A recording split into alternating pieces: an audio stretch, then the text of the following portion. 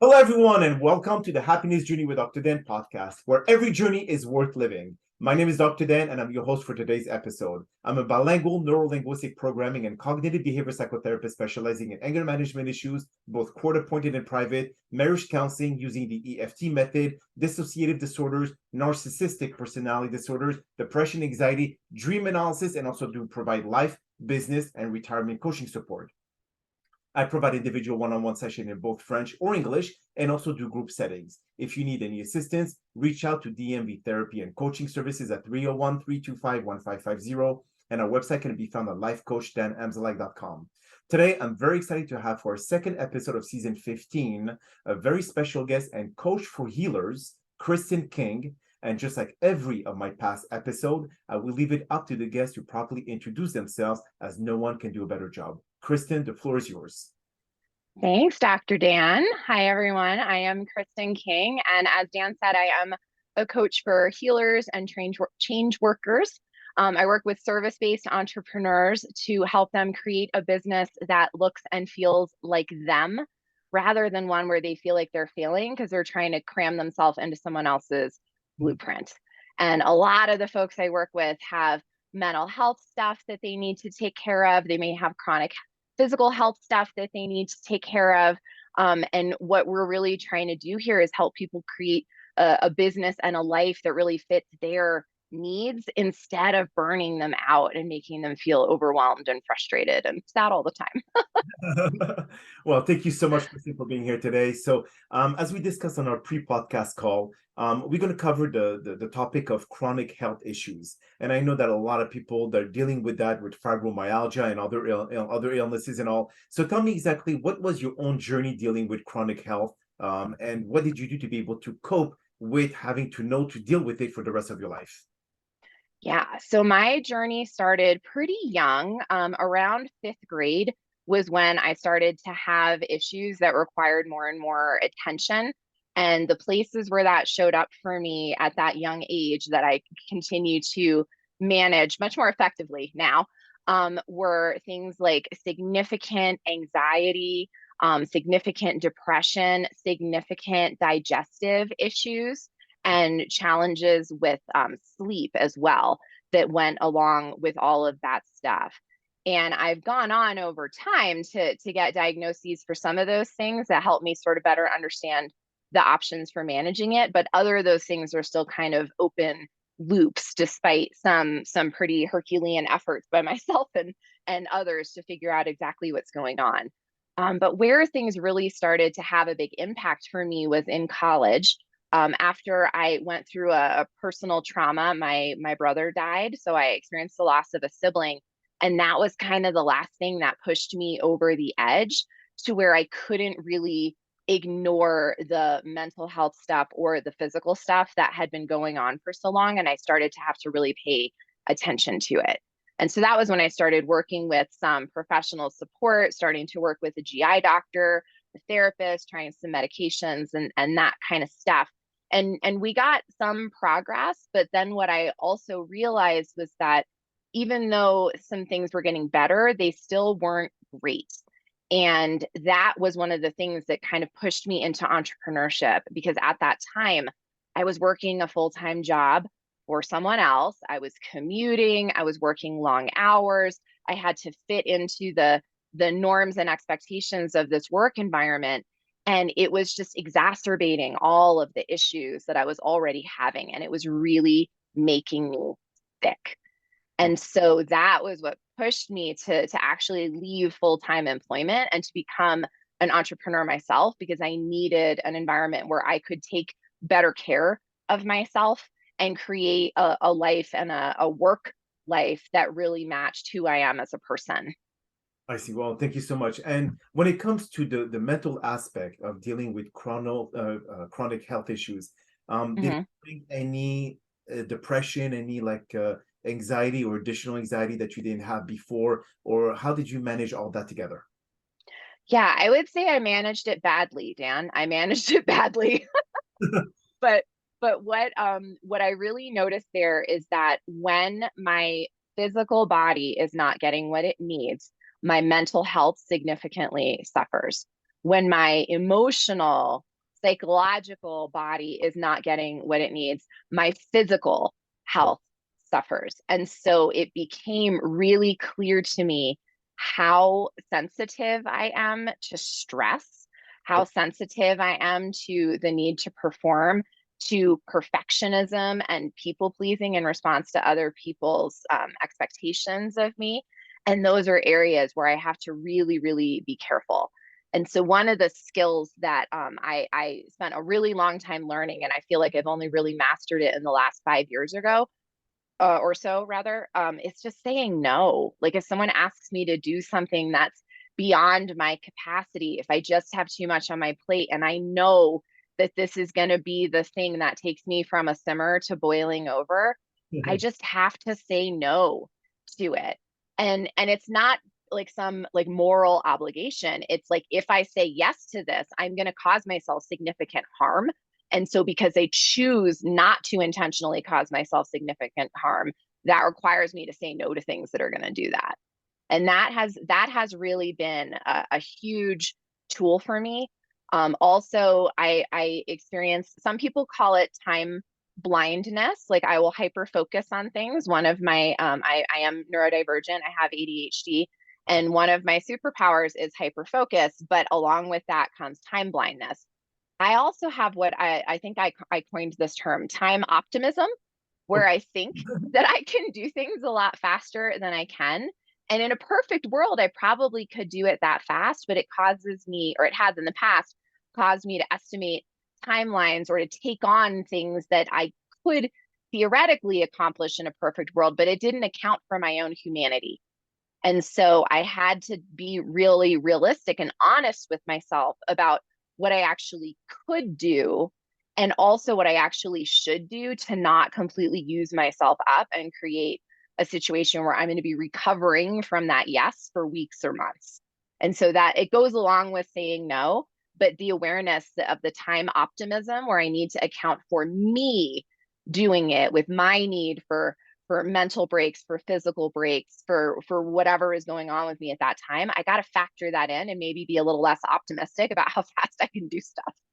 But do you think that the perfectionism aspect or attribute that you have, this is what causes so much stress because you just want everything to be done perfect. But then again, with the time constraint that you allow yourself to be able to operate in, is doesn't allow you to really offer quality work because then if you're trying to Yeah. rush, you're just kind of like jumping hoops or you're trying to cut corners and then your product will suffer.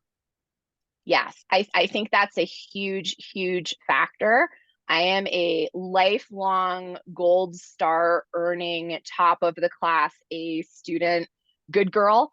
And I have been in active recovery from that for about the last 5 years. And that pattern and also like hypersensitivity to rejection or the sense that I have failed are a really excellent recipe for burnout. And so that is something that I have had to really pay attention to, not from a fear-based perspective, but just from an awareness perspective. I have to really check in with myself and not just say an automatic yes to something. I have to really say, okay, hold up. What can I actually do here without causing harm? And within those limitations, how good am I willing to have it be versus how good would I like to have it be in a perfect world, right? So that balance. Mm-hmm. But until I learned how to better have those conversations with myself, the perfectionistic drive and the fear of failure and disappointing people and that sort of thing would have me so stressed out about doing stuff because I was afraid I couldn't do it right that I would push it off and push it off and push it off, right? Like I'd procrastinate on it because I was scared of not doing it well enough. And then I'd be at the 11th hour in a panic trying to get things done. And that is just such an awful cycle.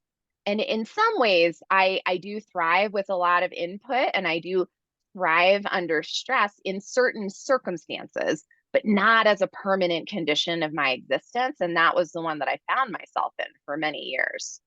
So would you consider yourself as an HSP? I would consider myself a highly sensitive person. I definitely have literal like sensory issues in terms of sounds, brightness, just amount of input, certain textures. Those are definitely things that I've always been very sensitive to.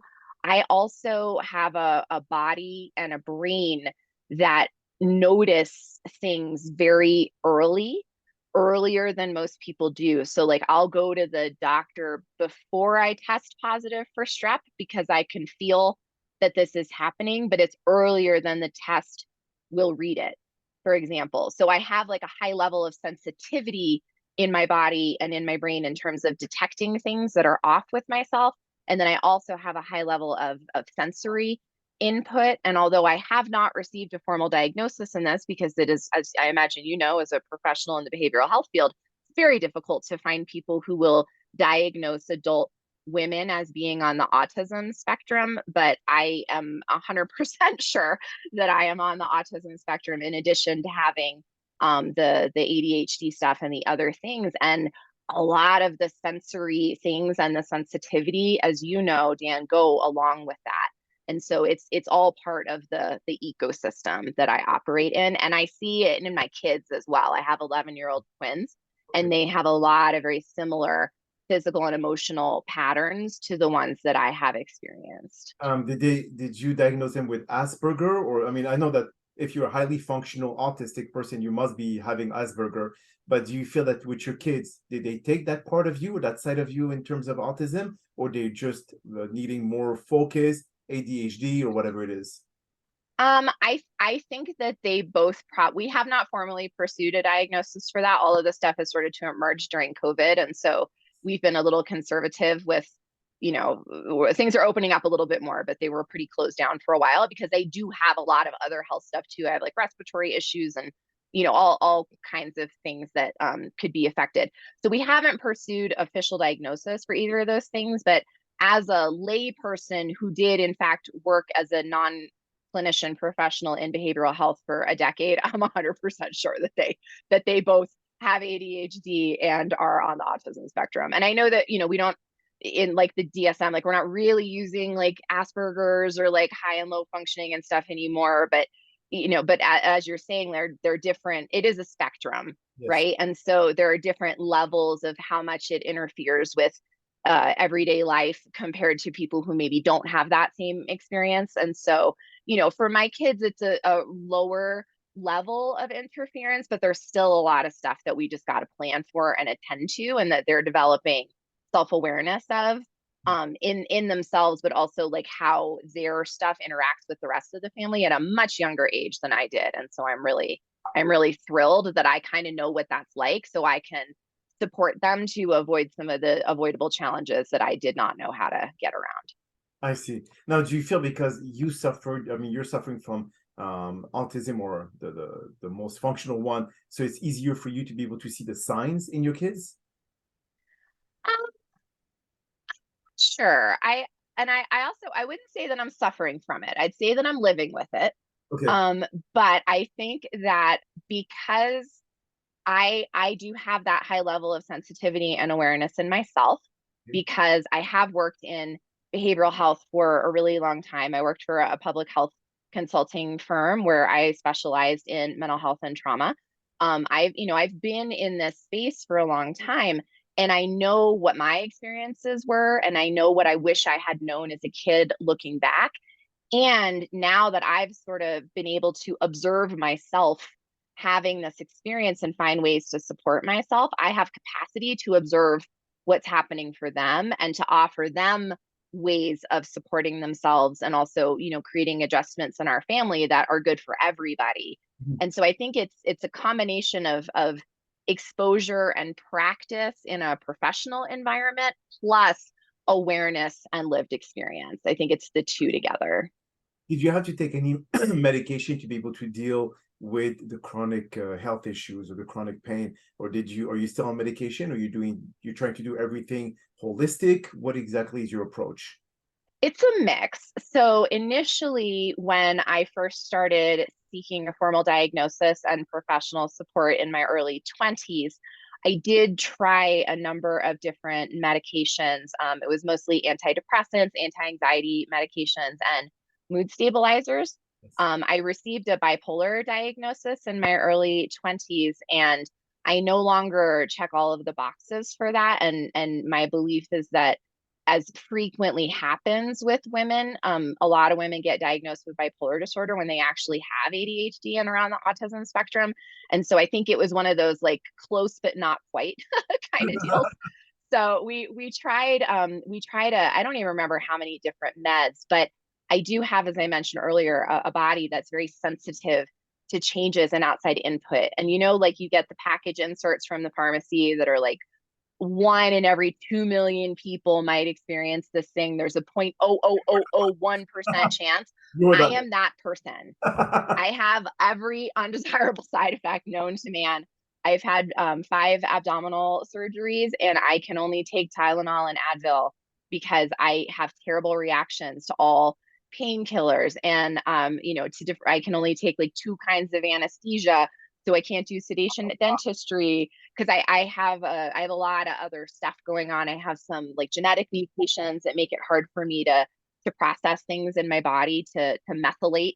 And so a medication that has a half-life of say 24 hours and a typical person who doesn't have this thing might last days or even weeks for me. And so I discovered that at that time in my early 20s, there were no medications that didn't give me intolerable side effects, and that like we just couldn't find any. And it was so bad that I got to a point where I wasn't willing to try anymore.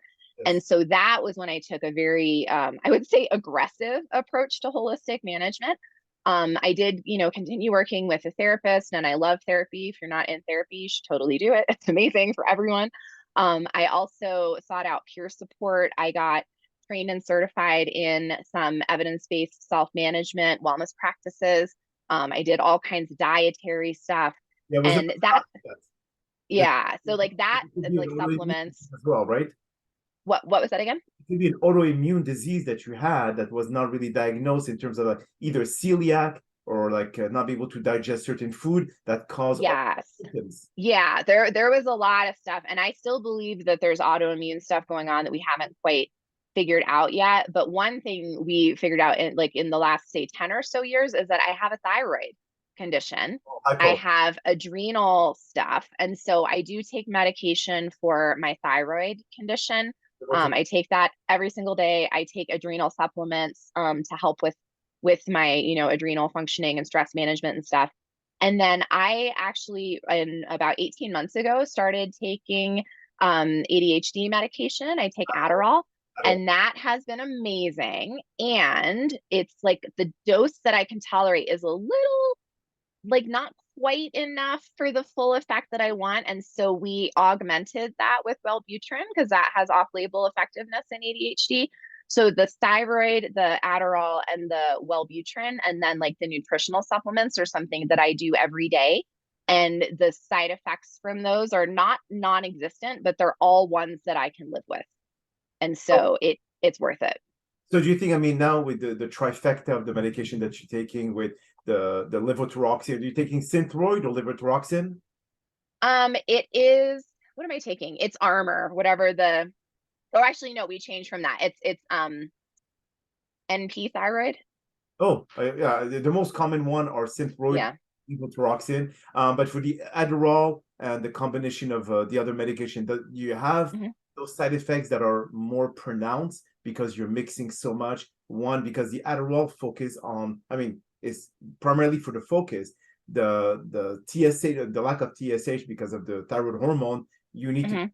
that I would say accelerate your metabolism. So you're basically overactive now with everything that you're taking. Yeah, I think that is an accurate way to describe it. And I would say that well, if I were to have like say 3 cups of coffee instead of 1 cup of coffee after I've taken Adderall, it's like I'm vibrating out of my skin. But I've always kind of had highs and lows in terms of my energy. I've always had kind of an appetite that comes and goes, and because of that hyper focus and that time blindness, I've always sort of forgotten to eat. Yeah. And so I had a lot of structures in place in my life already to help me. Like one of the really common, side effects of Adderall is like loss of appetite, and like thirstiness. Like you're really thirsty, you'll have like a dry mouth, and you forget to do those things. But I already had trouble with that. So it wasn't really new, and I already had systems in place to deal with it. So so there, I definitely pay closer attention to it, and I track my weight more now that I'm on the medication than I have in the past, just to make sure that I'm not missing anything and I'm not taking in too few calories. But I already had to attend to that. So it hasn't been a big change in my life to have those kinds of things added on. I'm just a little bit more aware of them than I was before, but it hasn't been problematic in ways that weren't very easy to resolve.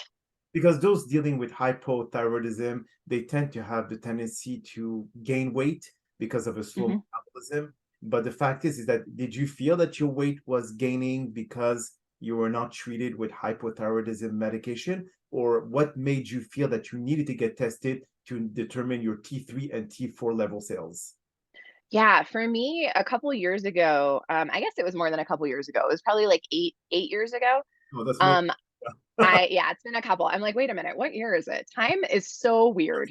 It's so weird. But anyway, I had some pretty bad health stuff happening all at one time. And it was like my hair was falling out, my skin was peeling. I was having insane reactions to foods that had never bothered me before. I was having a significant and constant intense suicidal ideation. Oh, wow. And I've always had a sort of like background suicidal ideation, like passive thoughts. Like I can't remember ever not having that, but this was really different. And I felt awful. I was exhausted. It was just really bad. And so I went to an integrative medicine specialist Okay. and did a full exploration. And that was when we discovered the thyroid stuff, the adrenal stuff, that I have like absorption issues in my digestion. I've always been very slender. I was a very slight child with like very low body fat, and that it part of it was absorption Uh, issues. okay. And so I never really had the weight gain and that sort of thing, except as some of the side effects from the psychiatric medications that I had tried. That was really the only, I have to really keep weight on, even with an underactive thyroid. That combined with the digestive stuff sort of still leaves me on the skinny end of things, and I have to really be careful to eat enough.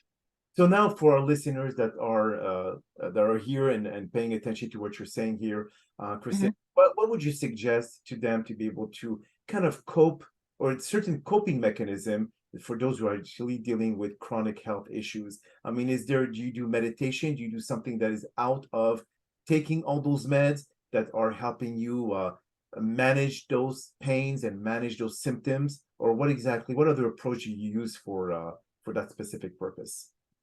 Yeah, I would say that for me, the role of medication is kind of like the cherry on top, or the thing that takes it from like a 10 to an 11 on a 1 to 10 scale. And the real meat of it, the real foundation of it is the self-care and the relationship that I have developed with myself around my own needs.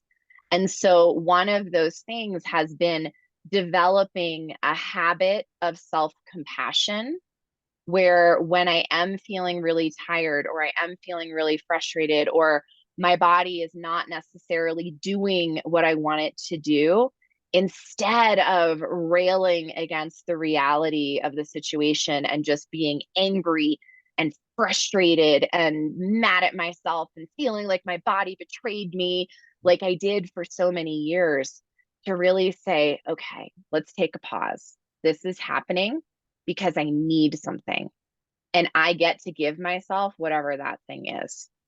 And so, really, like that, just that pause and that moment of compassion for myself and my real human body that is not actually a machine has been really huge. And that has allowed me to work in other practices that I can use to take care of myself ongoing, but also in those moments when something is flaring up and is really taking up all of my attention.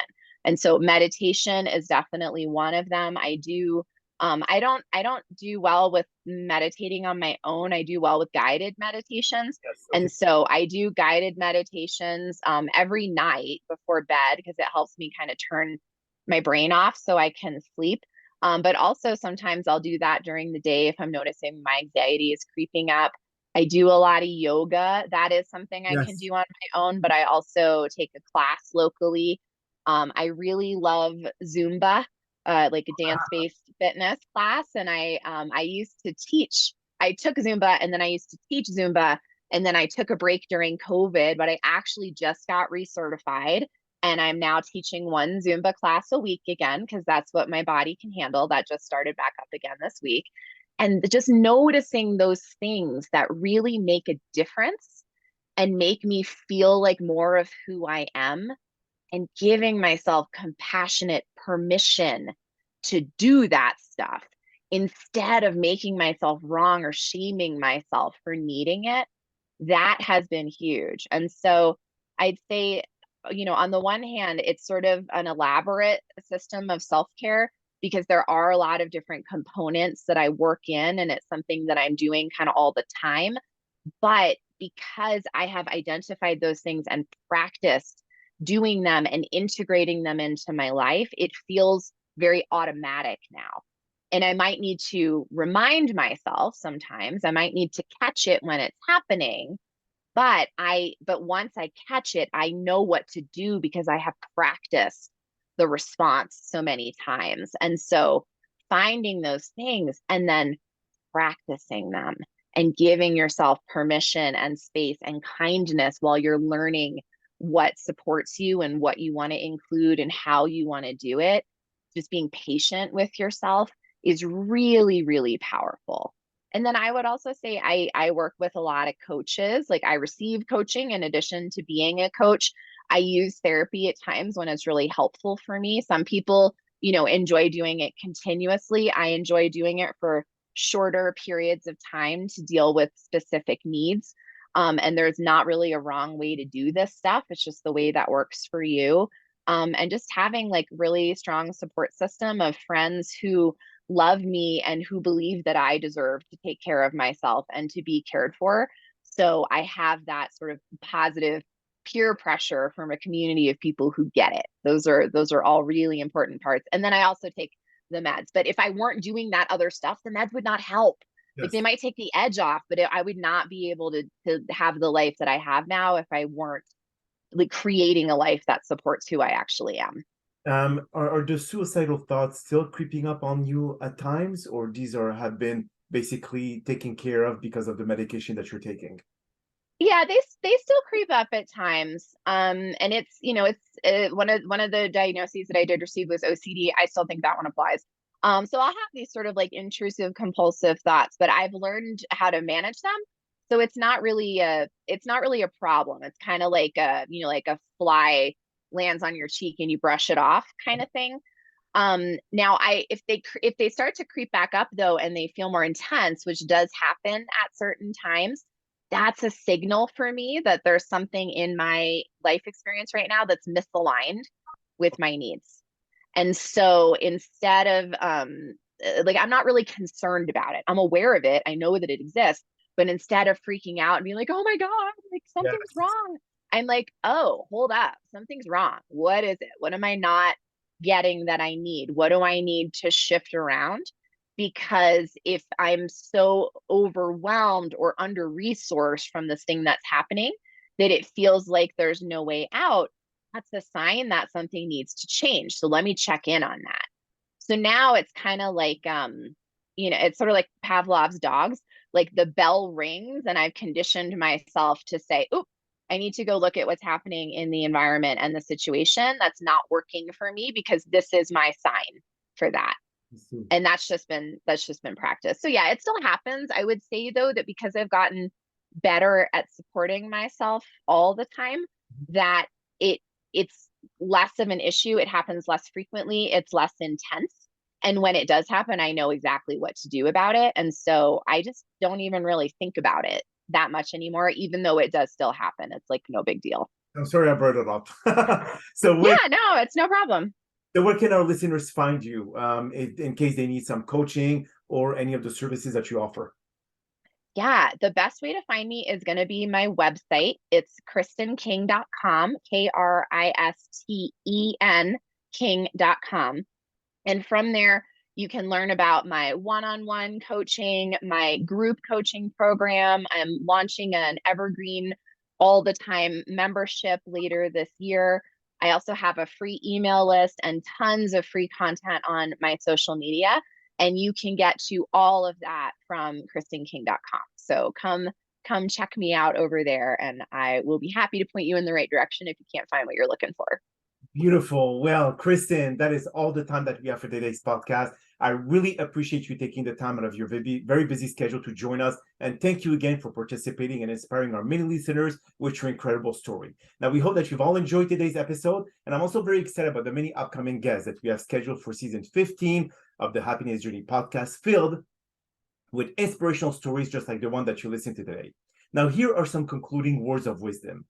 Living with chronic health issues can be incredibly challenging and can make everyday life feel like a struggle. It can be difficult to maintain a positive attitude when faced with constant pain, discomfort, and limitation. However, it is important to remember that having a chronic health condition doesn't have to be the end of your life. You are more than your illness. You are more capable of living a fulfilling and meaningful life despite your challenges. It's important to focus on what you can do rather than what you can't do. Take certain steps to manage your condition, whether that means seeking medical treatment, making lifestyle changes, or finding support from others who understand what you're going through. Remember that to be kind to yourself and to give yourself permission to rest when you need to. Set realistic goals and celebrate your accomplishment, no matter how small they may seem. Living with chronic health issues can be a difficult journey, but it also can be an opportunity to grow, learn, and become more resilient. You're capable of overcoming any obstacle that comes your way. And with the right mindset and support, you can lead a very fulfilling and meaningful life. My name is Dr. Dan Amzallag, and you may all keep pursuing your amazing journey in life.